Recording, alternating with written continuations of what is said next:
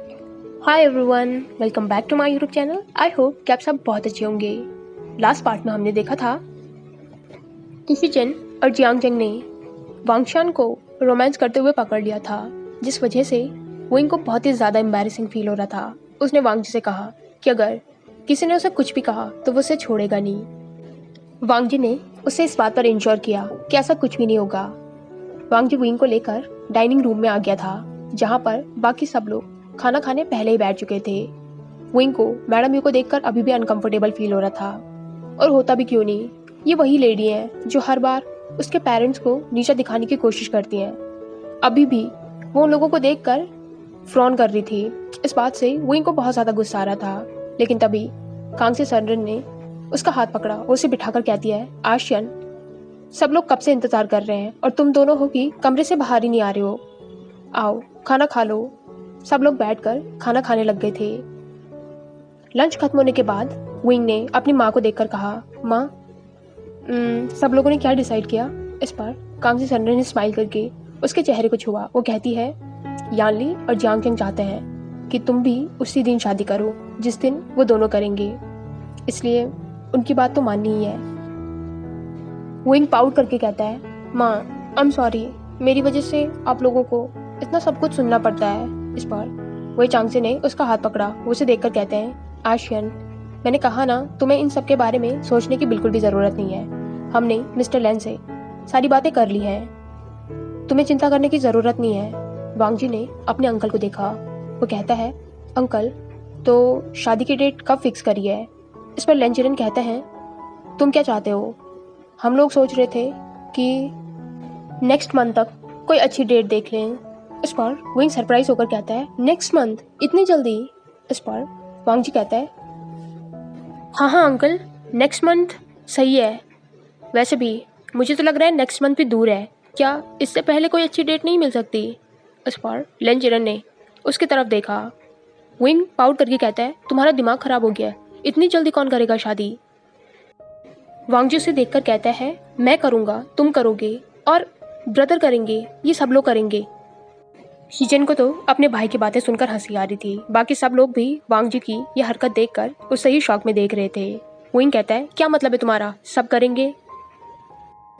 वांगजी खुद को करेक्ट करके कहता है, मेरा मतलब है कि तुम जल्दी शादी नहीं करना चाहते हो। इसका ये मतलब तो नहीं है कि बाकी लोग नहीं करना चाहते हैं। जियांगचेंग को देखो और अपनी शिजे को देखो, उनकी एंगेजमेंट को कितना टाइम हो गया है। उन्हें तो जल्दी शादी करनी पड़ेगी ना। इस चक्कर में हमें भी जल्दी करनी पड़ेगी। विंग ने अपनी आंखें छोटी छोटी करके वांगजी को देखा। वो वांगजी की सारी ट्रिक्स को समझ रहा है। शिचिन वांगजी को देखकर कहता है, लानजान, तुम साफ साफ क्यों नहीं कह देते हो कि तुम शादी के लिए बहुत ज़्यादा ईगर हो? विंग के बिना अब तुमसे रहा नहीं जा रहा है। शिचिन ने बिना सोचे समझे ये बात कह दी थी। जब उसने रियलाइज़ किया कि यहाँ पर इतने सारे लोग हैं और ये बात सुनकर सब लोग उसकी तरफ देख रहे हैं, तो उसे एम्बैरेसिंग फील हुआ और वो अपनी प्लेट को देखने लगा। वो कहता है, मेरा मतलब है, लानजान विंग को ज़्यादा प्यार करता है ना, वो उससे जल्दी शादी करना चाहता है। उसने मुझसे खुद कहा था। शिचिन को नहीं समझ आ रहा था कि अभी वो क्या क्या बोले जा रहा है। उसके सामने अभी अभी जो उसने कमरे में सीन देखा था वही चल रहा था। जियांगचेंग जो उसके बगल में ही बैठा था, उसने जोर से शिचिन की थाई पर एक चुटकी काटी। उसे भी समझ नहीं आ रहा है कि शिचिन बोले क्या जा रहा है। शिचिन ने जोर से आवाज निकाली तो सब लोगों ने एक बार फिर से उसे देखा। लेंचिरन कहता है, शिचिन, तुम ठीक हो ना? तुम इस तरीके की हरकतें क्यों कर रहे हो? इस पर शिचिन कहता है, अंकल, मैं बिल्कुल ठीक हूँ। सब लोगों ने शिचिन की बात सुनकर अपना हेड शेक किया। चिरन सबसे कहता है, तो फिर ये तय हुआ, हम नेक्स्ट मंथ की कोई अच्छी सी डेट फिक्स करके बच्चों की शादी एक ही वेन्यू पर करेंगे। सब लोगों ने इस बात पर अग्री किया। अब सब अपने अपने घर जाने के लिए रेडी थे। लेंचिरन अपने दोनों नेफ्यूज के साथ सबको बाहर तक छोड़ने आया। वांगजी विंग के साथ था। कांगसे सनरन उसे देखकर कहती है, तुम हमारे पीछे पीछे क्या आ रहे हो? क्या तुम्हें हमारे साथ ही चलना है? इस पर वांगजी रुक कर कहता है, नहीं मिसेस वे, वो मैं बस। तभी कांगसे सनरन ने उसका चेहरा छुआ। वो उसके गालों को खींचकर कहती है, अब तुम मुझे मदर बुला सकते हो। इस बात पर विंग ने स्माइल किया। वांगजी के चेहरे पर भी सॉफ्ट सी स्माइल आ गई थी। वो कहता है, क्या मैं सच में बुला सकता हूँ? इस पर कांगसी सनरन कहती है, तो क्या तुम्हें लग रहा है मैं मजाक कर रही हूँ? इस पर वांगजी कहता है, नहीं नहीं मदर। तभी विंग ने सडनली वांगजी को हक कर लिया। वो अपनी मदर को देखकर कहता है, माँ आप उसे टीज क्यों कर रही हैं? आपको पता है ना मेरा लांजान कितना स्वीट और इनोसेंट है, उसे इस तरीके से टीज मत किया कीजिए।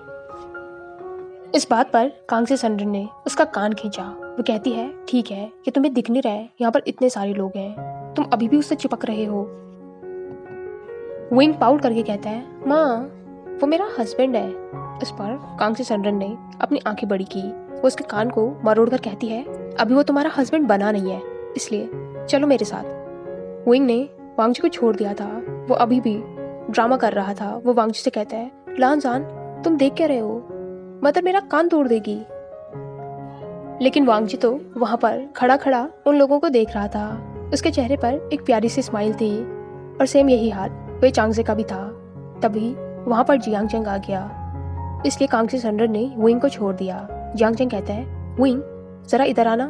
तो विंग जियांगचेंग के साथ चला गया। वो कहता है, क्या हुआ? इस पर जियांगचेंग ने जोर से उसके हेड पर स्मैक किया। विंग उसकी तरफ देखकर कहता है, जियांगचेंग तुम्हारा दिमाग खराब हो गया क्या?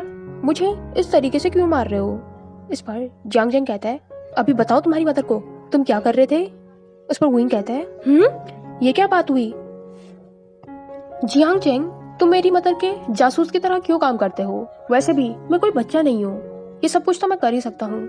और हम सिर्फ किस कर रहे थे, तुम्हें शर्म नहीं आती है? तुम इस तरीके से लांजान के कमरे में घुस कैसे गए? इस पर जियांगचेंग का चेहरा बिल्कुल रेड हो गया। वो कहता है, मैं नहीं घुसा था, मुझे तो पता भी नहीं था कि वो उसका रूम है। वो तो शिचिन, मैं उनके पीछे आ रहा था, मुझे क्या मालूम था कि वो लान वांगजी के कमरे में इस तरीके से घुस जाएंगे। विंग ने मुंह बनाकर उसकी तरफ देखा। वो उससे कहता है, बस बस अब ज्यादा नाटक मत करो, मुझे तुम्हारे बारे में सब मालूम है, तुम जरूर वहां पर भी जासूसी ही कर रहे होंगे। इस पर जियांगचेंग उसे देखकर कहता है, बकवास बंद करो, मैं बस तुम्हारे बारे में जरा चिंता कर रहा था, तुम तो खुद के बारे में सोचते नहीं हो, तुम्हें अपनी सिचुएशन के बारे में पता है ना? जो कुछ भी करते हो सोच समझ कर करा करो। वैसे भी बस एक मंथ की बात है, इतना तो तुम रुक ही सकते हो। शादी हो जाएगी, उसके बाद जो तुम्हारे मन में आए वो करना। कहीं ऐसा ना हो कि मुझे शादी के दिन पता चल रहा है कि तुम प्रेग्नेंट हो। जियांगचेंग की बात सुनकर शौक से विंग का मुंह खुल गया था। उसे देखकर कहता है, जियांगचेंग वो मैंने तो इस बारे में सोचा ही नहीं, मुझे तो इस बारे में याद ही नहीं थी। इस पर जियांगचेंग कहता है, क्योंकि तुम हर काम रेकलेसली करते हो। वही तो मैं कह रहा हूँ कि जो कुछ भी करते हो सोच समझ कर किया करो। बहुत देर से वांगजी की नज़र उन दोनों पर ही है, ये इतनी देर से बातें क्या कर रहे हैं? तभी कांगसी सनरन कहती है, आशियन, जियांगचेंग तुम किस बारे में बात कर रहे हो? उन्होंने वांगजी की नज़र को फॉलो किया। वो जानती है कि वांगजी विंग से थोड़ी देर बात करना चाहता है, लेकिन जियांगचेंग ने सब कुछ गड़बड़ कर दी। विंग कहता है, आ रहा हूँ माँ। कांगसी सनरन वांगजी को देखकर कहती है, क्या तुम एक महीने इंतजार नहीं कर सकते हो? इस पर वांगजी ने कहा, मतलब? इस पर कांगसी सनरन ने कहा, तुम्हें क्या लगता है मैंने विंग की नेक पर जो तुमने मार्क दिया है वो देखा नहीं? वांगजी ने जैसे ही रियलाइज किया कि कांगसी सनरन किस मार्क के बारे में बात कर रही है, उसका चेहरा एम्बैरेसमेंट से लाल हो गया था। उसके कान भी रेड हो गए थे और उसे बहुत ज़्यादा हॉट फील होने लग गया था। उसने नज़रें झुका ली थी। वो ऑकवर्डली कहता है, वो मदर वो। कांगसी सनरन वांगजी के एक्सप्रेशन को देख रही थी। ये पहली बार है जो वो वांगजी को अपने सामने ऐसा देख रही है जैसा उसने सुना था। वांगजी वैसा बिल्कुल भी नहीं है, कोल्ड नहीं है, हार्टलेस नहीं है। वो कितना प्यारा है, कितना स्वीट है और उनके आशियन का कितना प्यार से ख्याल रखता है। ज़रूर लोगों को वांगजी को समझने में गलतफहमी हो जाती है, वरना कोई इसे कैसे हार्टलेस कह सकता है जिसके पास इतने सारे इमोशंस हों। कांगसी सनरन ने उसका हाथ पकड़ा तो वांगजी ने उनकी तरफ देखा। वो वांगजी को देखकर कहती है, चिंता मत करो, मुझे इस चीज़ से कोई भी प्रॉब्लम नहीं है, लेकिन तुम्हें विंग की सिचुएशन के बारे में पता है ना? वांगजी ने नोट किया। कांगसी सनरन कहती है, तुमने अभी तक उसका बहुत अच्छे से ख्याल रखा है, मैं उसके लिए हमेशा डरती थी इसलिए मैंने उससे ये बात छुपाई। मैं हमेशा ये चाहती थी कि इस बात को मैं उससे हमेशा छुपा कर रखूँगी। उसकी शादी किसी अच्छी लड़के से करूँगी ताकि उसे इन सब से कभी गुजरना न पड़े। लेकिन फिर तुम उसकी ज़िंदगी में आ गए। पहले मुझे बहुत डर लगा था कि क्या तुम आशन का ख्याल रख भी पाओगे या नहीं, लेकिन अब मुझे तुम पर पूरा भरोसा है। आशन को अगर कोई संभाल सकता है तो सिर्फ और सिर्फ तुम, और मैं तुमसे भी उम्मीद कर रही हूँ कि तुम मेरी विशेष को पूरा करोगी, मेरे आशन का अच्छे से ध्यान रखोगे। वांग जी ने सॉफ्टली स्माइल किया। वो कांगजी सनरन को अश्योरेंस देकर कहते हैं, माँ आप मुझ पर भरोसा कर सकती हैं, मैं आपके विंग का अच्छे से ख्याल रखूंगा। इस बात पर कांगजी सनरन ने स्माइल किया। तभी वहाँ पर विंग आ गया। वो कहता है, आप क्या बातें कर रहे हो? इस पर कांगजी सनरन कहती है, मैं पूछती हूँ कि क्या तुम घर चल रहे हो या नहीं, या तुम्हें यहीं रहना है? विंग ने सॉफ्टली स्माइल करके वांग जी की तरफ देखा। फिर वो अपनी मदर को देखकर कहता है, हाँ हाँ चलते हैं ना, चलिए। कांगजी सनरन वो चांग जी के साथ कार में बैठ गई थी और विंग अभी भी वांग जी के सामने खड़ा था। कांगजी सनरन कहती है, अब चलो। लेकिन विंग ने सडनली वांग जी के लिप्स पर किस किया। वो कहता है, मैं तुम्हें कॉल करूंगा, और उसके बाद वो वहां से चला गया। वांग जी के चेहरे पर एक सॉफ्ट सी स्माइल थी। सबसे ज्यादा खुश वो इस बात से था कि कांगजी सनरन ने उस पर भरोसा किया है, उसने विंग के लिए एक्सेप्ट किया है, वो भी पूरे दिल से। इसी तरीके से धीरे धीरे टाइम बीत रहा था। विंग और जियांगजेंग का अब कॉलेज तो पूरा हो गया था, इसलिए वो रेगुलरली कॉलेज नहीं जाते थे, लेकिन अपने दोस्तों के साथ मीटिंग्स उनकी होती रहती थी। ऐसी एक मीटिंग में शिनचैंग ने उनसे पूछ लिया कि क्या 1 महीने बाद सच में उन लोगों की शादी है। जब विंग और जियांगजेंग ने उसे देखा तो वो दोनों ही कहते हैं कि तुम्हें कैसे पता चला, हमने तो अभी ये न्यूज़ तुम लोगों को दी ही नहीं। शिनचैंग थोड़ा नर्वस हो गया था, लेकिन फिर उसने बता दिया। वो कहता है, वो मुझे मिस्टर लैन के सेक्रेटरी ने बताया। विंग और जियांगजेंग कंफ्यूजन में उसे देख रहे थे। तभी वैसांग कहता है, वे ब्रदर जियांगजेंग, तुम दोनों अपनी लाइफ के अलावा दूसरों की लाइफ पर भी ध्यान दिया करो। क्या तुम लोगों को मालूम नहीं है, हमारा शिनचैन लान वांगजी का सेक्रेटरी सोंगलैन उसे डेट कर रहा है। इस पर शिनचैंग ने जोर से उसके हाथ में स्मैक किया। वो उससे कहता है, तुमसे ये सब कुछ किसने कहा? ये बकवास है, ऐसा कुछ भी नहीं है। इस पर वैसांग कहता है, नहीं वे ब्रदर जियांगजेंग, इसकी बातों पर यकीन मत करो, मैं सच कह रहा हूँ। मैंने बहुत बार उसको इसकी ग्रैंड माँ के कैफे में देखा है। इस पर शिनचैन कहता है, तो इसका मतलब है कि मैं उसे डेट कर रहा हूँ। वो वहाँ का रेगुलर कस्टमर है, वो हमेशा आता है। इस पर वैसांग कहता है, अच्छा तो फिर उसने तुम्हें ये न्यूज़ क्यों दी, हम लोगों को तो नहीं दी। इस पर शिनचैन कहता है, हमारी बात हो गई थी इसलिए उसने बताया। लेकिन वैसांग अभी भी नहीं मान रहा था। उसे शिनचैन से किसी भी हालत में ये सुनना है कि हाँ वो सोंगलैन को डेट कर रहा है। शिनचैन उसके इस बिहेवियर से बहुत ही ज़्यादा इरिटेट हो रहा था, इसलिए उसने विंग की तरफ अपनी पपी आइज से देखा। विंग वैसांग से कहता है, वैसांग तुम्हारा बहुत हो गया है, तुम सबको इस तरीके से परेशान क्यों करते हो, तुम्हें क्या मजा आता है। इस पर वैसांग कहता है, वे ब्रदर आप फिर से मेरी बात नहीं मान रहे ना। आपने कितनी बार ये देख लिया है कि जो मैं बोलता हूँ वो सच होता है, और आप हैं कि फिर भी मेरी बात नहीं मान रहे हैं। वैसांग अभी भी सस्पिशियस नजरों से शिनचैन को देख रहा था। शिनचैन तो उससे बहुत ही ज्यादा इरिटेट हो रहा था। सब लोगों ने उसके इस बिहेवियर के लिए अपना हेड शेक किया, चाहे वो कुछ भी कर ले, लेकिन वैसांग से वो कभी भी नहीं बच सकते हैं। वो हमेशा उन्हें ऐसे ही टीज करता रहेगा। धीरे धीरे दिन बीत रहे थे और उन लोगों की वेडिंग का डे नजदीक आ रहा था। विंग तो बहुत ही ज्यादा एक्साइटेड था और जियांगजेंग भी कुछ कम एक्साइटेड नहीं था। और फिर उन लोगों की एक्साइटमेंट बढ़ाने के लिए यानली तो थी ही।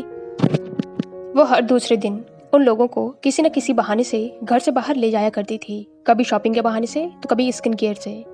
जियांगजेंग और विंग तो बिना कुछ कहे चुपचाप उसे फॉलो करते रहते थे। एक दिन जियांगजेंग कहता है, शिजिए आपको क्या चाहिए, आप रोज रोज हमें लेकर यहाँ मॉल में क्यों आ जाती हैं? अभी वेडिंग में बहुत टाइम है, आप अपना गाउन कभी भी सिलेक्ट कर सकते हो, या फिर हम एक दिन आ जाएंगे, लेकिन प्लीज आप हर दिन हमें यहाँ लेकर मत आया कीजिए। अब तो यहाँ के स्टाफ ने भी हम लोगों को पहचान लिया है। यानली ने उसकी तरफ पाउट किया। वो विंग को देख रही थी। विंग ने कुछ कहा तो नहीं, लेकिन जैसे उसके चेहरे के एक्सप्रेशन थे वो भी यानली से यही कहना चाहता था कि क्या हर दिन यहाँ आना ज़रूरी है। अब तो स्टाफ भी उन्हें पहचानने लग गए हैं, वो भी उन्हें देखकर इरिटेट हो रहे होंगे। यानली कहती है, आशियन, जियांगचेंग, क्या मैं तुम लोगों को इतना परेशान कर रही हूँ? क्या तुम लोग नहीं चाहते हो कि अपनी वेडिंग के दिन तुम्हारी शिजी सबसे ब्यूटीफुल लगे? क्या तुम दोनों हमारे स्पेशल डे की सारी लाइमलाइट खुद ही चुरा लेना चाहते हो?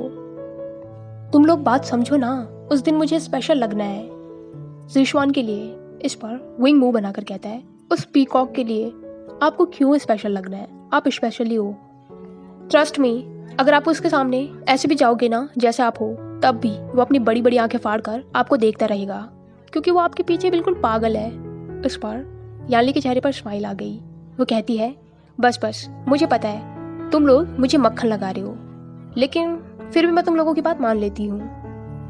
और तुम दोनों ज़्यादा नाटक मत करो। मैं सिर्फ अपने बारे में नहीं सोच रही हूँ, तुम लोगों के बारे में भी सोच रही हूँ। तुम लोगों को भी उस दिन स्पेशल लगना है, इसलिए मेरे साथ तुम लोगों को तब तक आना पड़ेगा जब तक हम लोगों को हमारे बेस्ट गाउन और ड्रेसेस नहीं मिल जाती। समझे तुम लोग? अब चुपचाप मुझे फॉलो करो।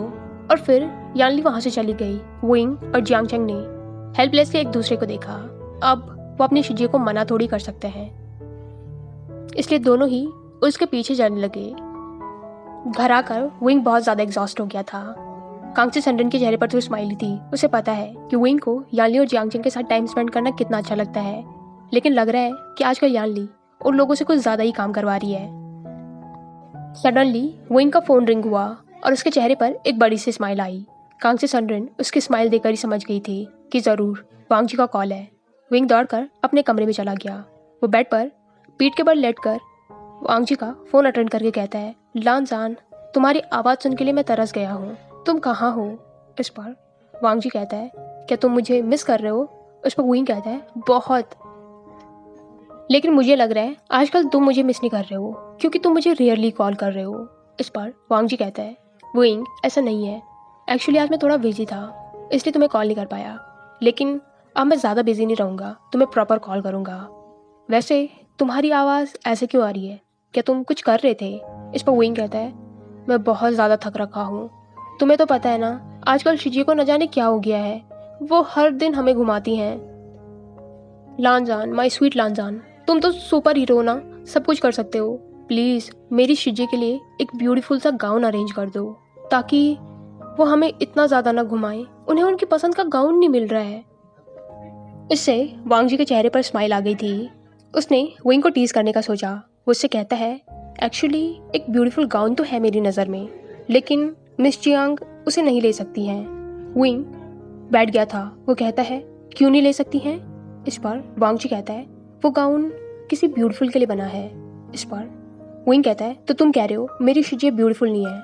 इस पर वांग जी कहता है, तुम्हारी शिजिया बहुत ब्यूटीफुल है, लेकिन उस गाउन को कोई इथर्नल पहन सकता है जो उसमें हेवन लगेगा।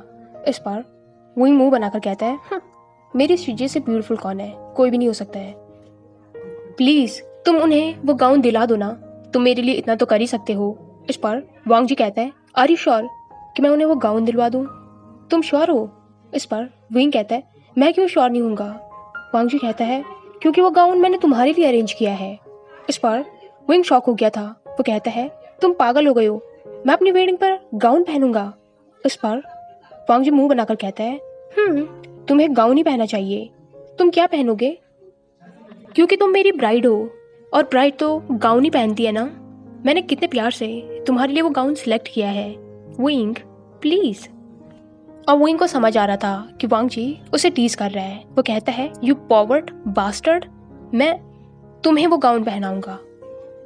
वो मुझ पर नहीं, तुम पर ही अच्छा लगेगा, इडियट। वांग जी को पता चल गया था कि विंग कितना ज़्यादा पिस्ड ऑफ हो गया है, इसलिए वो ज़ोर ज़ोर से हंसने लगा। विंग कहता है, ये सब कुछ तुम्हें मजाक लग रहा है, मुझे तुमसे बात ही नहीं करनी है।